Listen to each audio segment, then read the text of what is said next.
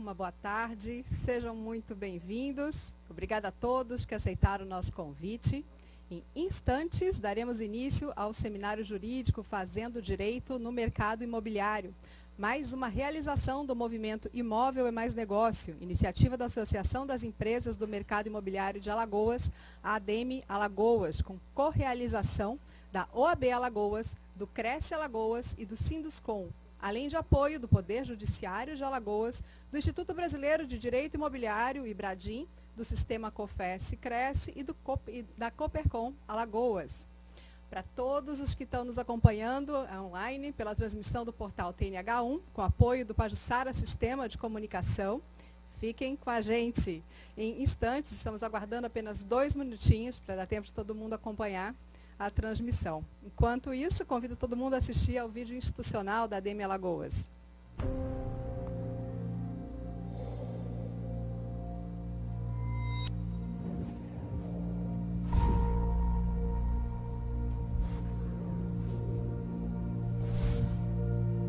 Qual o valor da excelência?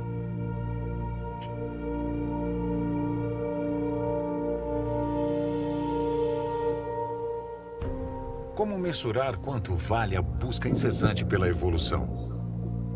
Será possível quantificar o intangível? Dar preço ao trabalho, ao suor, ao esforço, ao talento? O valor da excelência é o orgulho de vencer desafios, superar obstáculos e a si mesmo. E tornar-se exemplo para os demais e saber que a superação é um jogo onde todos ganham.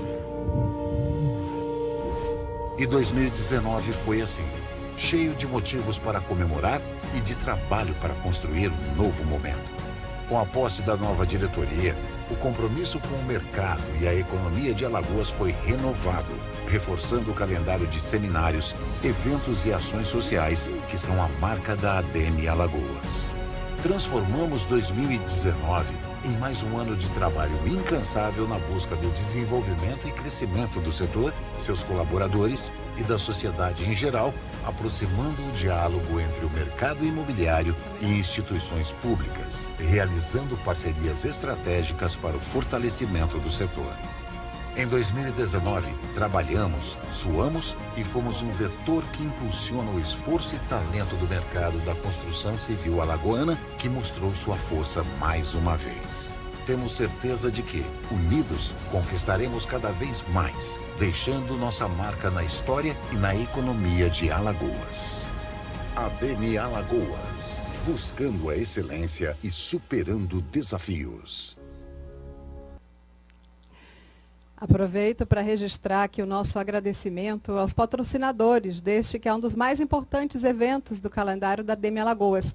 Nosso muito obrigado a Casal, a Crona, a Sangoban, a Ibratim e ao JLNAP Advogados Associados. Bom, para que todos possamos estar juntos nesse grande movimento, convidamos também todos a acompanhar os canais da ADEME Alagoas no YouTube e no Instagram. Bem, agora, oficialmente, sejam todos muito bem-vindos. Em nome da ADEME Alagoas, é com muita alegria que damos início nesse momento ao 2º dia do Seminário Jurídico Fazendo Direito no Mercado Imobiliário, um dos mais importantes eventos do calendário da ADEME, idealizado com o objetivo de trazer informações e promover discussões sobre temas atuais e de alta relevância para o mercado imobiliário. Realizada pela primeira vez em formato online e gratuito, essa edição traz até quinta, 19 de novembro, uma seleção especial de palestras sobre temas como impacto da reforma tributária no setor imobiliário, LGPD e seus impactos nas relações do direito imobiliário e o marco legal do saneamento e o desenvolvimento do mercado imobiliário, dentre muitos outros, e conta com a participação de grandes nomes do judiciário e várias referências da área. A programação completa pode ser acessada pelo site www.seminariojuridicoademe.com.br. Só lembrando que durante o evento, vocês também podem enviar perguntas pelo chat para que sejam selecionadas por nossa equipe e respondidas ao final da palestra. Bom, iniciando nossa programação de hoje, teremos agora a palestra Impacto da Reforma Tributária no Setor Imobiliário, que ela será conduzida pelo palestrante, advogado Schubert Machado, um advogado especializado em direito tributário, diretor do Instituto Cearense de Estudos Tributários. Como mediador, convido aqui o advogado Flávio Moura, advogado pós-graduado em Direito Processual pela Universidade Federal de Alagoas e pós-graduando em Contabilidade e Direito Tributário pelo IPOG e conselheiro estadual da OAB Alagoas. Como debatedor, teremos a honra a doutora Marielbe Queiroz, pós-doutora, doutora e mestre em Direito Tributário, presidente do IPET do Conselho de Notáveis do IJB. Para compor a mesa, convido também o vice-presidente da ADEME Alagoas, Luiz Henrique Coelho.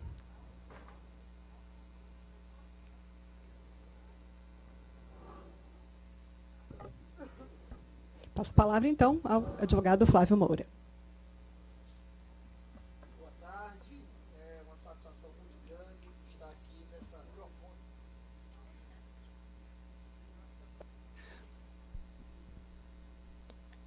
Boa tarde. É uma satisfação muito grande participar da segunda edição do seminário jurídico Fazendo Direito no Mercado Imobiliário, promovido pela ADEME. O primeiro evento presencial foi um sucesso e, diante dessa pandemia, tivemos que nos reinventar. Atendendo todos os protocolos de saúde e segurança, estamos realizando um evento online com a participação nossa, aqui no estúdio montado especialmente para isso. Gostaria de registrar um agradecimento especial ao Dr. Jupson Shoa, presidente da ADEME, parabenizar, superando todas as dificuldades para realizar esse evento. Dr. Luiz Henrique, vice-presidente da ADEME, Dr. Nivaldo Barbosa, presidente da OAB, no qual delegou a missão para mim e para o Roberto Carlos, membros da OAB e conselheiros. Dr. Antônio Carlos, também nosso colega, advogado, membro da comissão, que também vai fazer parte do evento. E agradecer especialmente também ao Sinduscom, ao Cresce e ao Tribunal de Justiça de Alagoas, que são os atores principais do mercado imobiliário e que nos favoreceram, nos permitiram e contribuíram em muito para a realização desse evento. Indo de logo ao tema, Dr. Schubert Machado é uma referência no direito tributário, especialista em direito processual civil pelo UFC, especialista em direito tributário pelo I7, exerce a atividade de advogado especializado em direito tributário, diretor do Instituto Cearense de Estudos Tributários, sócio efetivo do Instituto dos Advogados do Ceará, diretor do escritório Machado Sociedade de Advogados, professor convidado para cursos de pós-graduação em Direito Tributário, promovido pelas faculdades 7 de Setembro, Farias Brito e Unifor, autor de livro e coautor do Dicionário Tributário Editora Atos, autor de muitos outros artigos importantes, palestrante. Ele será o nosso palestrante e será acompanhado por não menos nossa querida, ilustre, jurista também de Direito Tributário, doutora Marielbe. Ela é pós-doutora, doutora e mestre em Direito Tributário, presidente do IPET, do Conselho de Notáveis do IJB. Vou ler um currículo sintético, viu, doutora? Porque se fosse completo, certamente esgotaria o nosso tempo da palestra. Mestre em Direito Público pela UFPE, pós-graduada em Direito Tributário, pós-graduanda em Neurociência e Comportamento, presidente do Instituto Pernambucano de Estudo Tributário, presidente no Estado de Pernambuco e membro titular imortal da Academia Nacional de Ciência Econômica, membro do Conselho Superior de Assuntos Jurídicos Legislativos da Fiesp, líder do Comitê Vozes do Grupo Mulheres do Brasil, professora. Meus ilustres palestrantes, esse tema é palpitante da reforma tributária e a grande indagação é como fazer uma reforma atendendo aos principais partícipes, que é o contribuinte e que é o Estado. Sendo o Estado o grande fomentador e com dever constitucional das garantias sociais, e que só pode fazer isso com arrecadação, e sendo os contribuintes os protagonistas dessa arrecadação, qual a solução melhor para uma reforma tributária sem envolver aumento de tributos e sem, obviamente, reduzir os deveres fundamentais do Estado perante os contribuintes? Com a palavra, o professor Dr. Schubert Machado. Um bom final de tarde, já início de noite a todos. Antes de tudo, é importante que eu diga que a ADEME está de parabéns, é uma iniciativa louvável. Sempre que um órgão com a dimensão, o alcance que a ADEME tem, decide falar sobre direito, é algo que merece realmente ser enaltecido. É muito importante no nosso país, principalmente, em razão da grave insegurança jurídica em que vivemos, que mais e mais se fala sobre direito. Afinal de contas, precisamos ter uma ideia do que realmente acontece, do que realmente está a nos esperar. E cumprimento e agradeço ao Dr. Luiz Henrique Coelho pelo convite que me fez. É uma honra para mim estar aqui falando sobre assunto de que eu muito gosto, que é de direito, especialmente direito tributário. Bom, e ingressando desde logo no assunto e estando aqui também muito satisfeito, para mim é um prazer dividir a mesa com o Merielbe, com o Flávio Moura.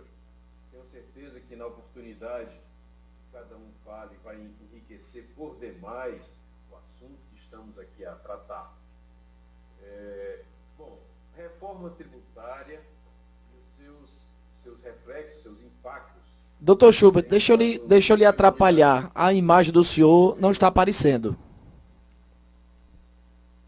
A câmera, alguma coisa? Pronto. Apareceu? Agora sim. Perfeito. Pronto. Ok, muito obrigado, Fábio. Então, assim, reforma tributária. Sempre que nós falamos de reforma, qualquer que seja ela, nós temos que partir de um pressuposto, o objeto a ser reformado. Afinal de contas, estamos tratando de reforma por quê? O que é que está tão ruim que precisa ser reformado, precisa ser melhorado? Então, nós voltamos a atenção para o sistema tributário nacional. Está traçado os seus princípios, os seus alicerces estão fincados na Constituição Federal. E nós vemos o nosso sistema tributário hoje de uma maneira, assim, muito triste. Porque o nosso sistema tributário hoje, de uma maneira que qualquer um que lide com a matéria tributária vai constatar, é um sistema regressivo, concentrador de renda, concentrador de poder político, oneroso em demasia, encarece o emprego, injusto, complexo e confuso. Traz uma insegurança jurídica imensa. Nem contribuinte, nem fisco se sentem e estão seguros na aplicação da lei tributária, na aplicação das normas tributárias. Então, isso está ocasionando, inclusive, uma dificuldade também imensa no desenvolvimento econômico do país. Podemos ter certeza de que uma grande parte, se não a maior parte, do chamado custo Brasil decorre do nosso sistema tributário. Não só pelo encarecimento em decorrência dos tributos que são cobrados, mas em razão também da complexidade. É um sistema confuso, um sistema que não ajuda em nada ao empreendedor, aquele que realmente tem interesses e tem a iniciativa econômica para propiciar o desenvolvimento do nosso país. Então ele merece reforma. Não só merece, ele exige reforma, ele reclama reforma, precisa ser reformado. Bom, esse ponto também deve ser mais ou menos unânime a avaliação de que essa reforma é necessária. O problema surge aí. Qual reforma? O que é que nós vamos reformar? De que maneira essa reforma vai ser encaminhada? as dificuldades políticas, quando se trata de uma reforma tributária, são enormes. Cada ente tributante pretende que essa reforma lhe acolha, lhe traga maior benefício. Os contribuintes, por sua vez, também pretendem que a reforma tributária traga algum tipo de vantagem para eles, seja com redução da carga, seja com simplificação do sistema. E aí nós temos esses interesses antagônicos que precisam ser pesados e vistos para uma composição, fazendo com que essa reforma simplesmente venha. A primeira vez que nós tratamos de reforma tributária num seminário foi ainda em 92. Já faz bastante tempo. E a reforma tributária já era o assunto do momento. Nós estamos em 2020 e a reforma tributária é o assunto do momento. E ainda não saiu essa reforma tributária. O sistema tributário concebido pela Constituição de 88, ele foi profundamente alterado no decorrer desse tempo todo. Alterado com a concentração de renda na União Federal, principalmente com a criação das contribuições sociais, contribuições de uma maneira geral, inclusive de intervenção no domínio econômico, a chamada CIDs.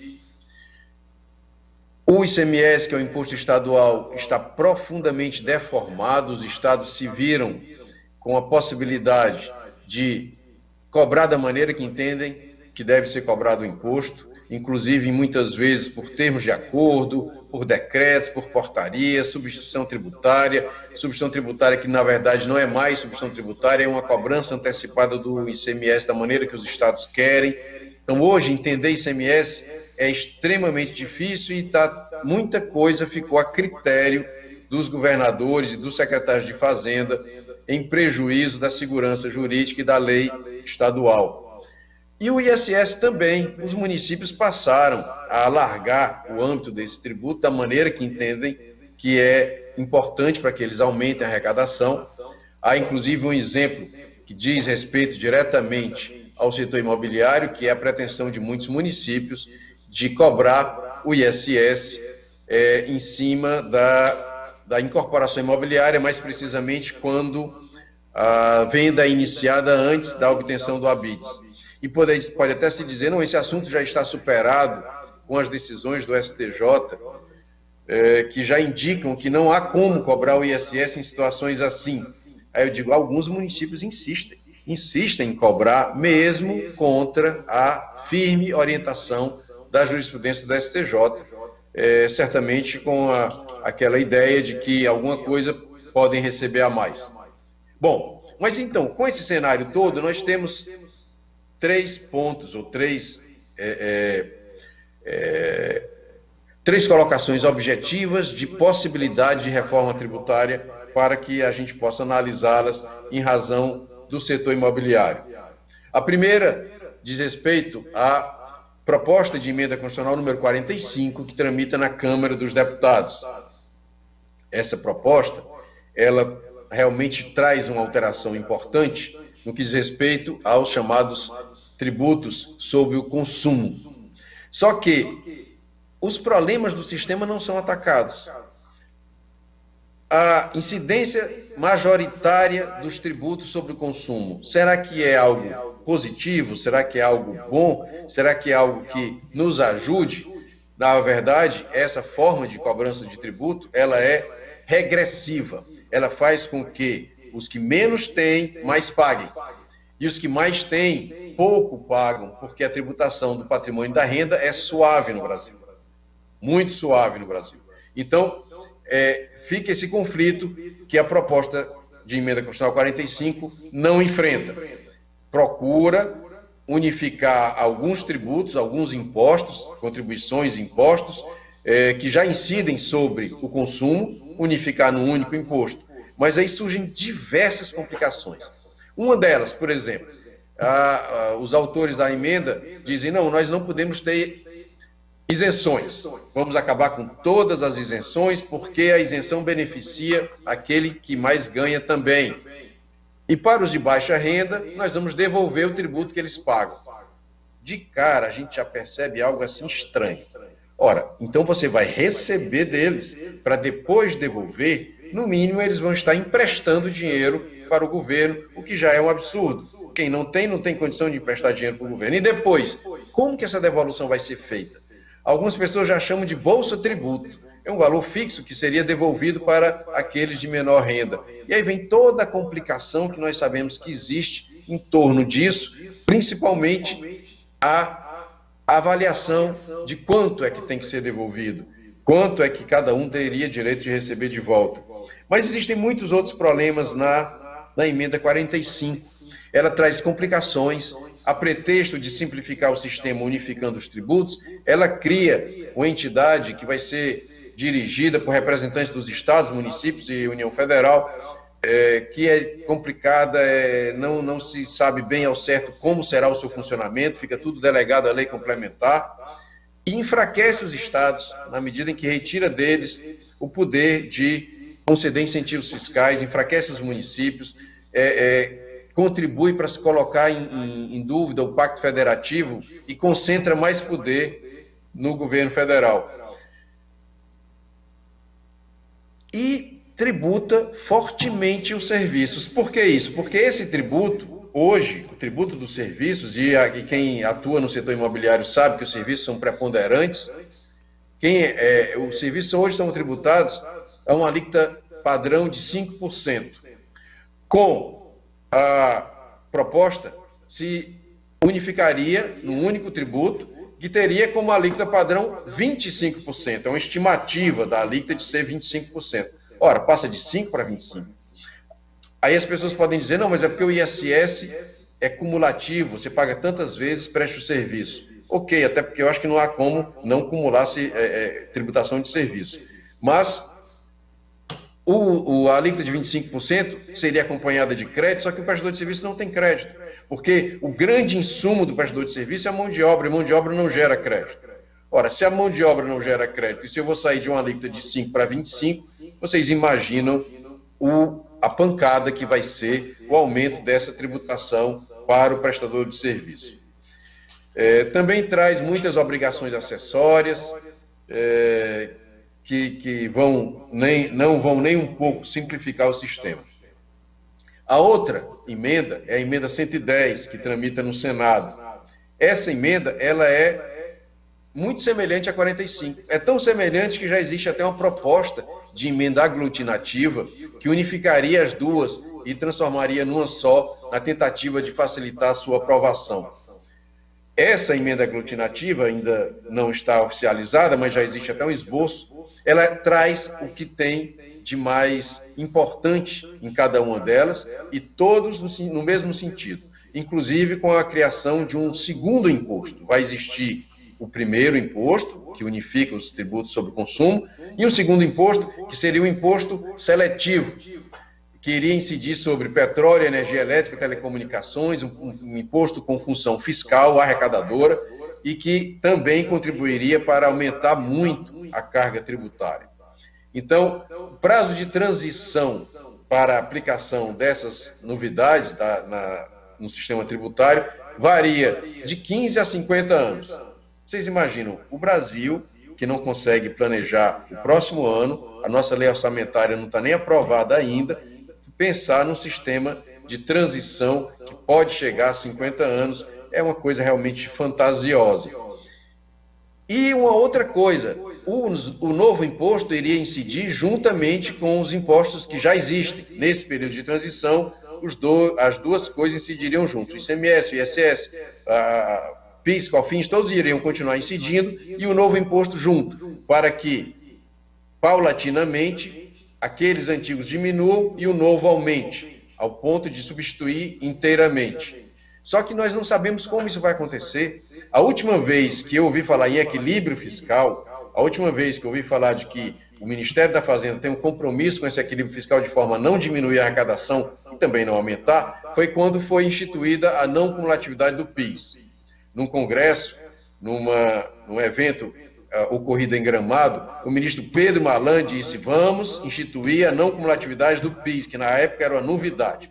Mas como nós não sabemos como vai ser, o PIS é tributado a 0,65, nós vamos ter que criar uma alíquota nova, maior, porque ele vai ser não cumulativo, então vai ter o crédito, então a alíquota tem que ser maior, e nós não sabemos exatamente se isso vai redundar num aumento ou numa diminuição de arrecadação.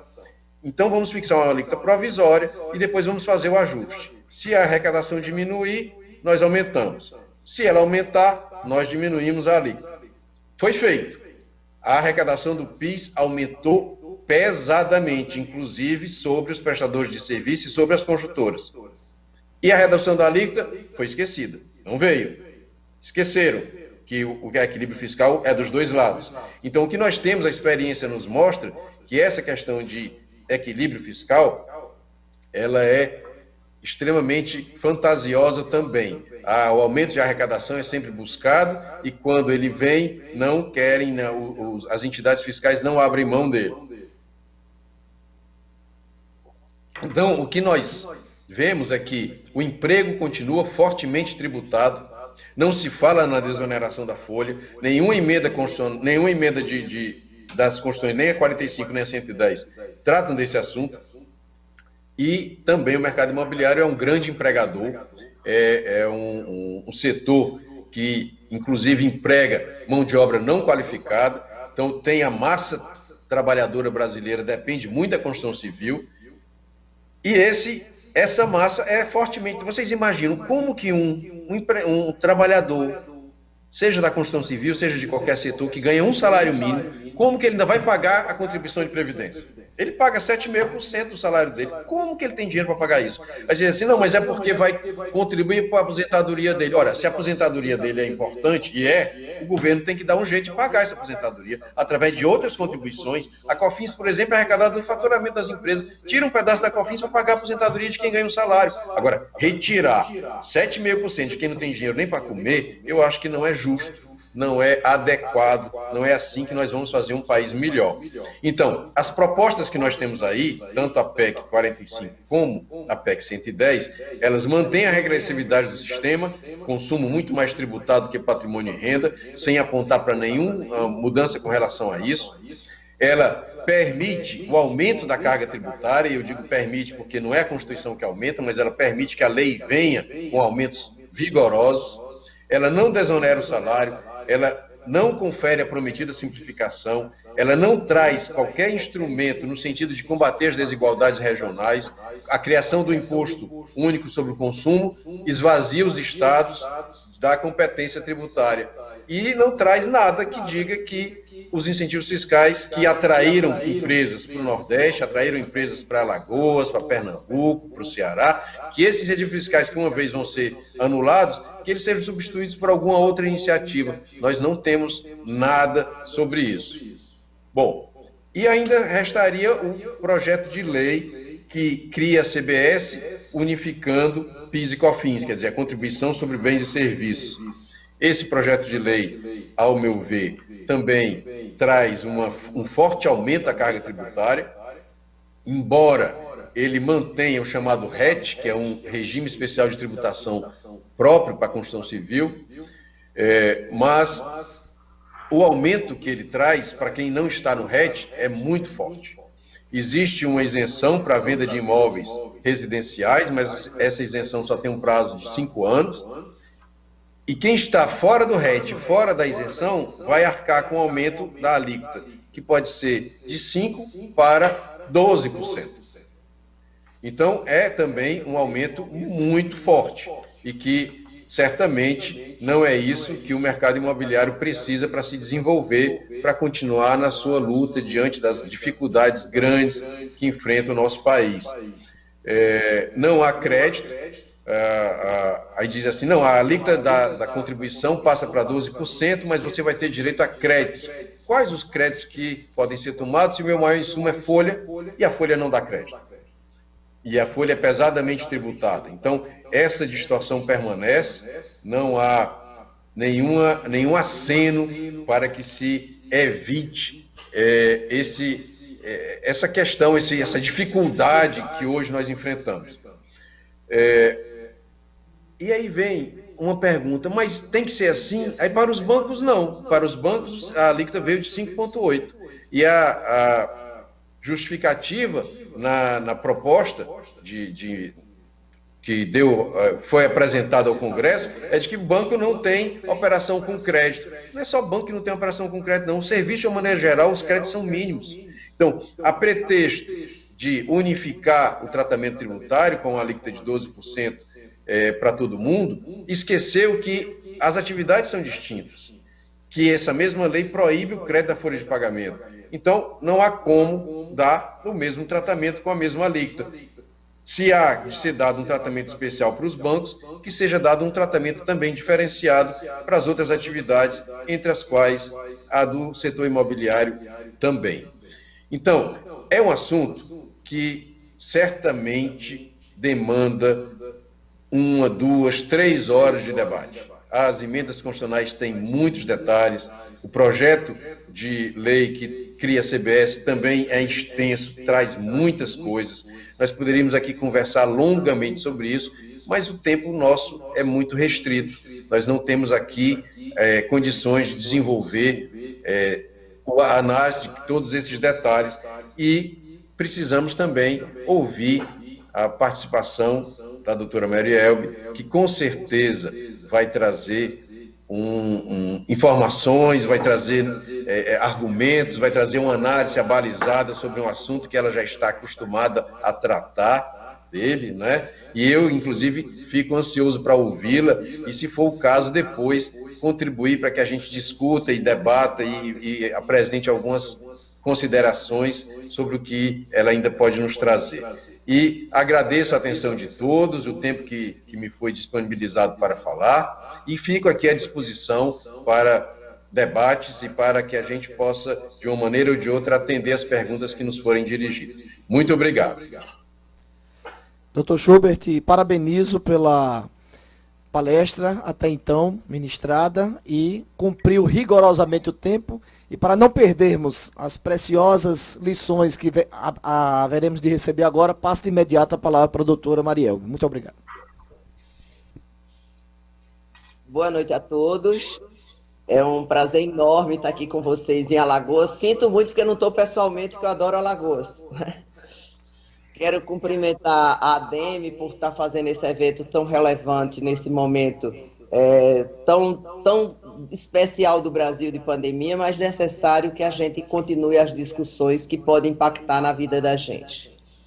Doutor Flávio Moura, doutor Schubert, você já falou tudo, já não deixou nada para falar. É isso. Então, eu vou tentar rapidamente fazer algumas colocações, você já fez uma síntese aí, e como o nosso tema era o impacto da reforma tributária no setor imobiliário, eu vou dizer uma coisa para vocês, o impacto é grande, é enorme. Vocês, junto com os demais prestadores de serviço, vão pagar a conta dessa reforma tributária. O que me consola é que, embora eu tenha esperança e fé e amor, eu acho que ela não sai mais, pelo menos esse ano, não é?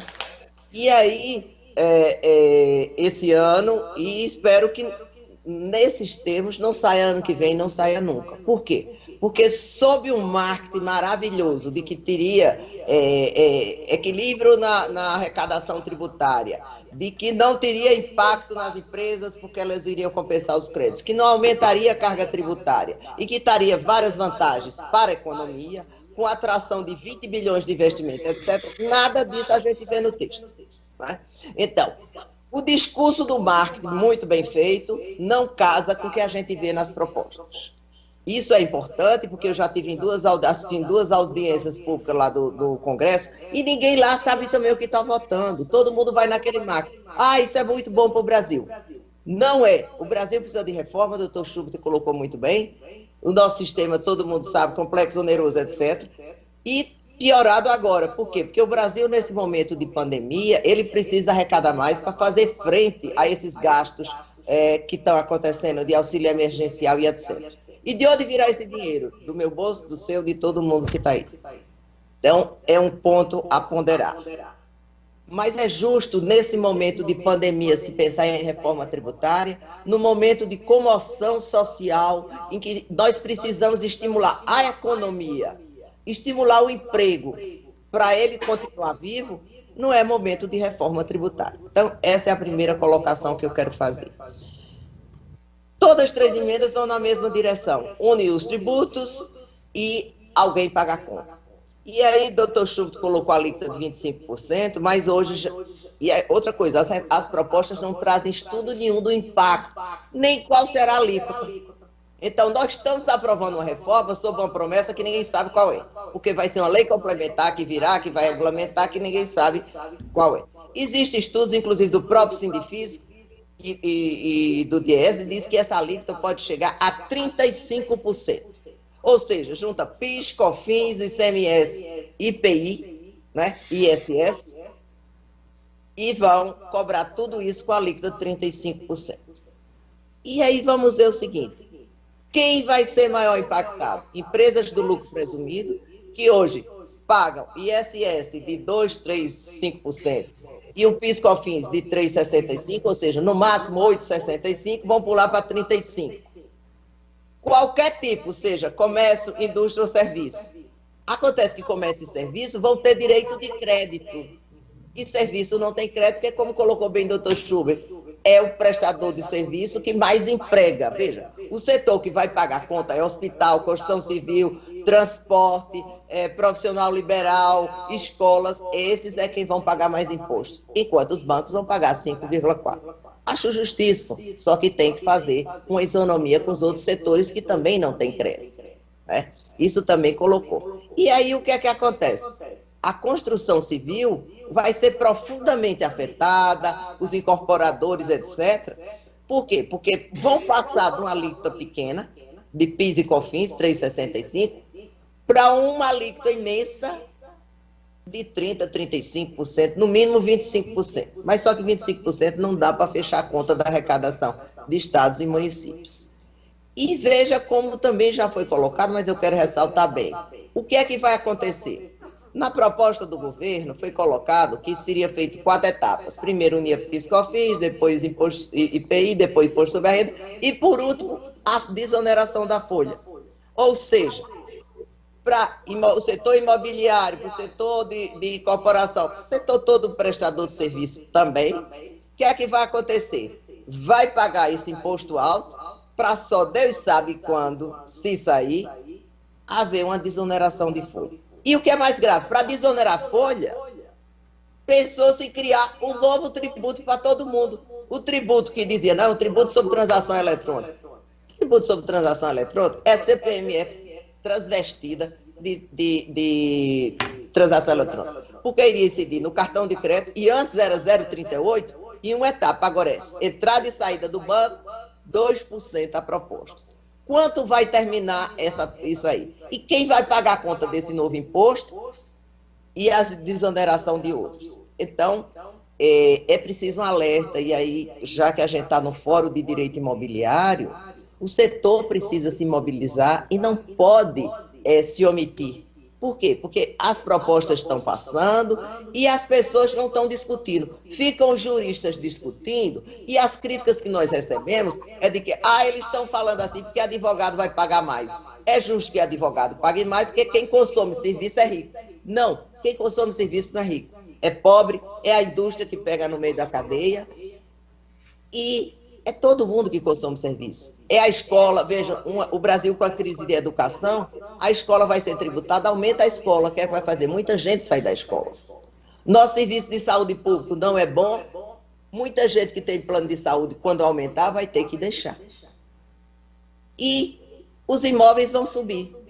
No momento de pandemia que o setor de construção, o setor imobiliário está tentando retomar, e é um dos que me parece que está conseguindo, se saísse essa reforma tributária, seria altamente afetado.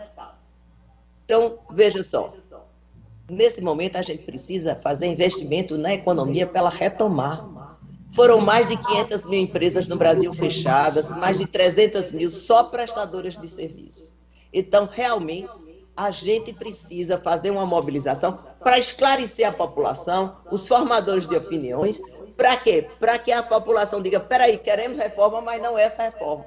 E queremos reforma para quê? O governo diz que é para arrecadar mais, o povo quer que para pagar menos, não casa o discurso. Então, daí porque nós dificilmente teremos uma reforma tributária. Então, gostaria de chamar a atenção que as empresas prestadoras de serviço como um todo, todas as empresas do lucro presumido, as empresas do setor imobiliário serão as mais impactadas com a reforma tributária, se houver. E se houver desse jeito. Porque, de repente, né, doutor Schubert, isso pode ser mudado lá, né?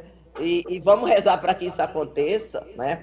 Eu estou dando consultoria para a CNC e estou exatamente trabalhando junto com todo mundo para que hajam esclarecimentos para a população, para jornalistas, etc., para que isso mude. Por quê? As reformas dizem que vão atrair investimentos de onde?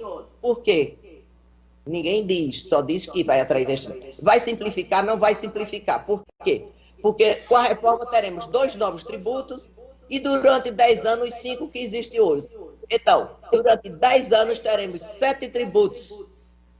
E com todas as obrigações acessórias, todo o custo. Então, simplificar, se for, é daqui a 10 anos. Mas não é 10 anos, não são 10 anos. Porque vão ser 50 anos para a reforma ser implantada. Ou seja, toda essa geração que está aqui pode ser que não esteja viva. Eu estarei com certeza, né? Torço para que vocês também estejam, né? Mas 50 anos é muito tempo. Então, como é que você vai ter investimento, vai ter redução, vai ter simplificação com esse prazo? É um prazo muito longo. Então, precisa se reavaliar realmente no Brasil. Temos necessidade, sim, de uma reforma tributária, mas de uma reforma tributária com bom senso, ponderação. O momento não é esse. Um momento, repito, de comoção, não se ter o distanciamento e a frieza necessária para atuar com bom senso. Os estados estão brigando com o município e a União para ser dirigente do comitê gestor. Você vê quando é que chega o corporativismo. E de todas as propostas que tramitam por aí, eu penso que a menos ruim é o Simplifica Já, né? Porque o Simplifica Já, ele tende assim, vamos unificar o ICMS, coisas simples. Vamos unificar, se é complicado, porque tem 27 legislações de ICMS, uniformiza no 1. É complicado, porque tem 5.670 legislação dos municípios, unifica essa aí. Cria cadastro único, cria nota fiscal eletrônica unificada. Então, são coisas simples que podem ser feitas e que vão realmente ter um impacto muito grande na simplificação que as outras propostas não têm. Então, isso a gente precisa refletir e aí eu quero deixar para vocês, conclamar todos para que a gente se junte para esclarecer, debater, porque já que eu acho que ela não sai, de repente, né, lá no Congresso tudo é possível. Veja, o momento de congresso virtual, que as pessoas não conseguem nem fazer debates, né? Não é o momento de se discutir isso. Então, a gente precisa, e parabéns à DEME por essa iniciativa, e vamos nos juntar para esclarecer a população, debater, para que efetivamente possamos ter a reforma que o Brasil precisa, no sentido de melhorar, no sentido de ser uma tributação mais justa, e no sentido de que efetivamente a economia melhorando gere mais empregos e com isso a atividade econômica retorne. Obrigada a todos e fico aqui à disposição. Doutora Marielbe, não poderia esperar nada menos do que isso, muito pelo contrário, a senhora sempre nos surpreende. O cenário de ambos é o mais nebuloso possível, né? E quem lê um pouco, quem se interessa um pouco pelo ramo do direito tributário, imagina exatamente isso. Nós temos uma complexidade de obrigações acessórias, que estas geram uma incerteza, uma insegurança, e por muitas vezes desestimulam, ou principalmente desestimulam os grandes investimentos no nosso país. Eu indago aos doutores se não seria o caso, como muito bem disse a doutora Marielbe, de começar com mini-reformas. Nós tivemos um Código de Processo Civil que passou uma dezena de anos para sair. Nós tivemos um Código Civil de 2002 que, quando saiu, ele já estava ultrapassado. A experiência do Código de Processo Civil, daquelas mini-reformas, fez com que a gente alterasse, agilizasse, modernizasse, e foi bem copiado no CPC 15. Eu indago aos colegas, essas mini-reformas do ICMS, do ISS, seria uma saída para esse nosso país continental, de tanta legislação, iniciar uma reforma mais efetiva? Olhe, Flávio, eu acho assim, isso que você chamou de mini-reformas, nós podemos fazer um raciocínio inverso.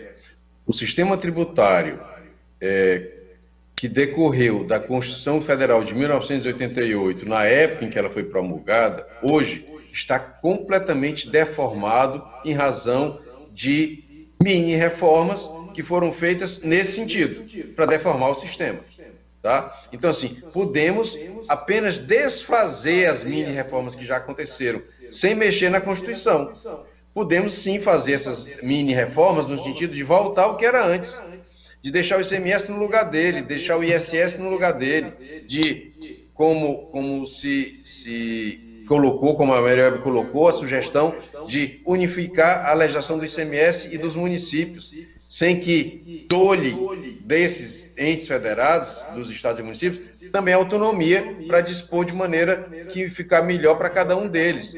Mas a ideia de mexer na Constituição, alterar profundamente o sistema com a criação desses novos tributos, é desnecessário para se obter simplificação, é desnecessário para se obter uma maior justiça fiscal e é inoportuno. Não é o momento de se mexer na Constituição agora. Nós podemos simplificar o sistema. O projeto de lei que o Ministério da Economia enviou, se ele for examinado apenas do ponto de vista da simplificação, ele traz simplificação. E é um projeto de lei, não muda a Constituição. Então, é possível fazer muita simplificação sem mexer na Constituição. Essas mini-reformas podem, sim, ser um excelente caminho para a gente melhorar o nosso sistema, ou pelo menos deixar parecido com o que era quando a Constituição foi aprovada. Doutor Flávio, você tem absoluta razão. Eu acho o seguinte, que se a gente... Qual é o objetivo da reforma? Essa é a primeira coisa. O que é que você quer com a reforma? E aí vem o seguinte, se é para simplificar, vamos simplificar. E doutor Schultz colocou muito bem, não precisamos de emenda à Constituição. Ou seja, mas o discurso de reforma tributária com emenda à Constituição é mais bonito. Claro que o ideal seria a gente ter uma reforma total no sistema, etc. Mas só que isso não sai pelas repercussões que tem nas competências tributárias, aí vem questões corporativas. Na realidade, a gente precisava primeiro ter uma reforma do Estado, uma reforma administrativa, redução de privilégios, redução de gastos, para aí se pensar numa reforma tributária. Aqui não, se reforma a tributação para aumentar a arrecadação sem discutir o gasto. Veja, a reforma administrativa que está aí é muito tímida. Daqui a 20 anos ela vai ter resultado. E aí eu gostaria de colocar duas coisas. Foi importado o modelo do IVA, muito bom na Europa, só que lá hoje já se discute como vão ser tributadas as transações eletrônicas. Ou seja, o Google, Amazon, etc., como é que vai ser a tributação do mundo virtual? Hoje você tem uma empresa dos Estados Unidos, que tem a empresa que mexe no serviço dela virtual lá na Índia, que vende os produtos para a China, ou a China que faz ao contrário, e aí o que é que acontece? E eu aqui no Brasil fico assistindo. Então, só para ver como a relação hoje é muito diferente. E aí vem duas coisas importantes. Por que o PIS/COFINS é complicado? Por conta de interpretação. Quando o PIS/COFINS foi feito, era a promessa da não cumulatividade, de exonerar a cadeia produtiva com os créditos. O que é que aconteceu?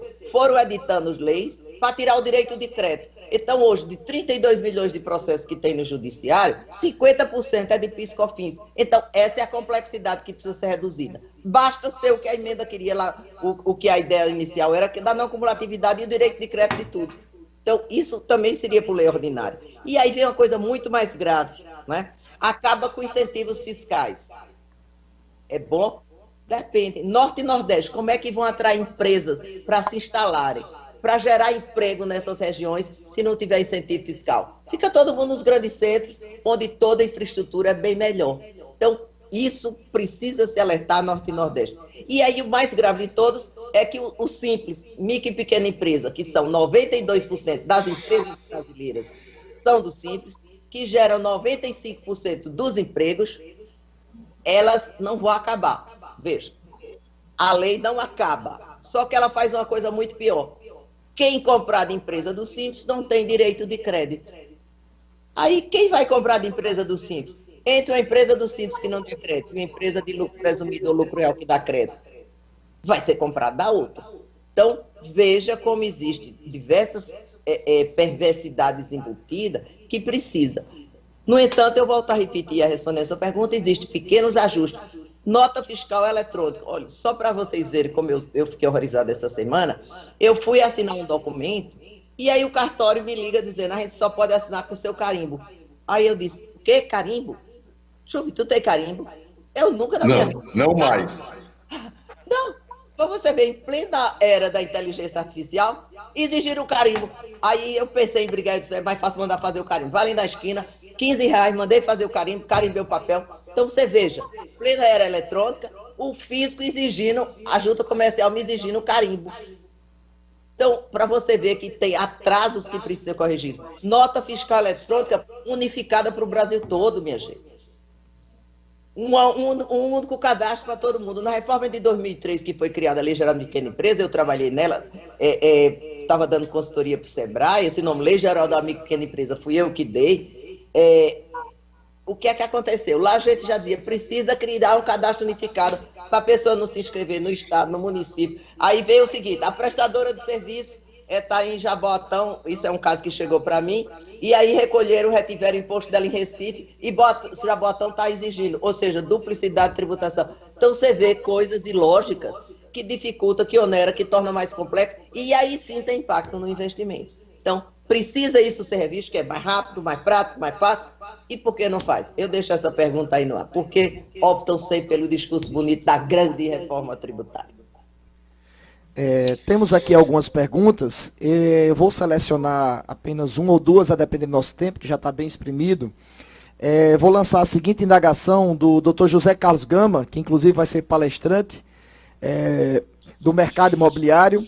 Ele indaga o seguinte, sendo o imposto federal, por quem seria fiscalizado e quem julgaria os processos administrativos? O fisco federal? Se positivo, como ficariam os fiscos estaduais e municipais? Seriam extintos, considerando que haveria aquela união, né, no APEC 12 e no outro 5. Fique à vontade. Bom, essa é uma pergunta interessante. Como sempre as investidas do Gama são, ele sempre traz coisas interessantes. É uma pergunta que fica, nós não temos essa resposta. O idealizador da PEC 45, o professor Eurico de Santi, eu perguntei a ele, eu digo, Eurico, e essa entidade mista, híbrida, sei lá, imprecisa que está sendo criada aí com esse aglomerado de representantes de Estado, município e tal, ela vai ser o quê? Quem vai regular? Quem vai julgar os casos? Quem vai devolver o tributo pago indevidamente e tal? Aí ele olha para mim e diz assim, sabe, é uma boa pergunta, quando você tiver a resposta você me diz. Pronto, foi assim a ideia. Então assim, como Marielle colocou, tudo ficou para a lei complementar decidir, tudo ficou para a lei complementar resolver. As emendas estão trazendo novidades profundas, alterações profundas no sistema, sem dizer como elas vão ser implementadas, sem dizer qual o limite, o tamanho delas, de que maneira isso vai funcionar. Então, essa pergunta que o Gama fez, a resposta é não se sabe.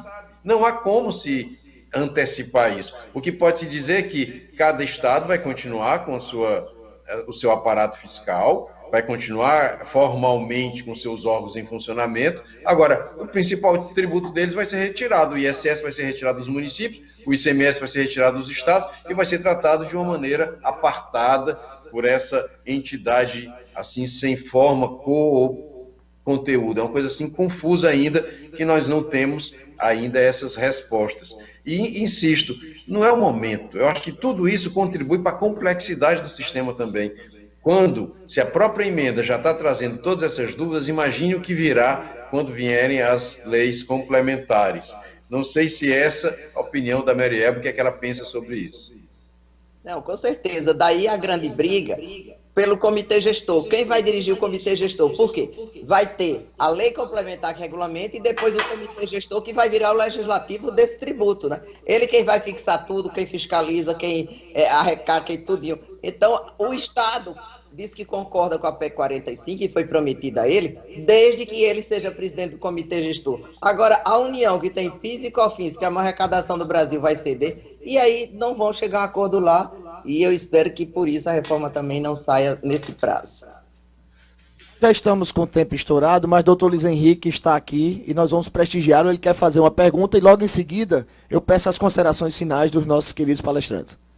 Obrigado, Flávio. Na realidade, eu gostaria de agradecer ao doutor Schubert e à doutora Marielbe pela palestra, pelo brilhantismo das intervenções.